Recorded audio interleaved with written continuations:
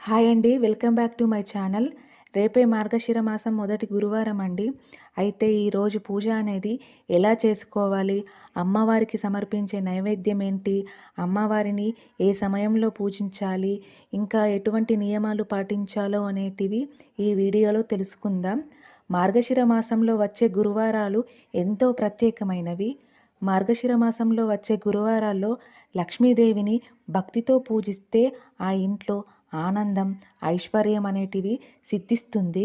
అయితే ఈ పూజని మార్గశిర మాసంలో వచ్చే మొదటి గురువారం నుంచి 5 గురువారాల పాటు ఆ తల్లిని భక్తితో పూజిస్తే కోరిన కోరికలను ప్రసాదిస్తుంది.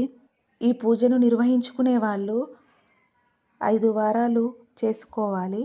ఒకవేళ మీరు 5 వారాలు చేయలేకపోయినా మీరు ఎన్ని వారాలు చేయగలిగితే అన్ని వారాలు కూడా ఈ పూజను చేసుకోవచ్చు.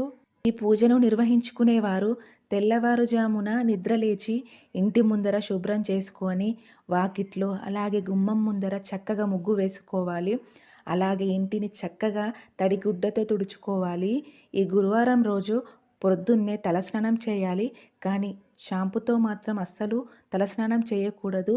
ఓన్లీ నార్మల్గా తలస్నానం చేయాలి. అలాగే పూజ అయ్యే వరకు తలని దువ్వుకోకూడదు, తలకు నూనె పెట్టుకోకూడదు, అలాగే ఏమీ కూడా తినకూడదు. అయితే పూజ పూర్తయిన తరువాత ప్రసాదం తిన్నాక ఈ యొక్క కథను ఎవరికైనా చెప్పాలి.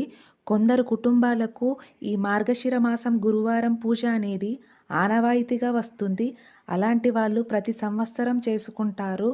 ఒకవేళ ఈ సంవత్సరమే కానీ 4-5 సంవత్సరాల నుండి లేదా ఇవాళే వింటున్న వాళ్ళు కూడా చక్కగా ఈ పూజను చేసుకోవచ్చు. ప్రతి ఒక్కరికి ఆ అమ్మవారి ఆశీస్సులు ఉండాలని కోరుకుంటూ థ్యాంక్ యూ ఫర్ వాచింగ్.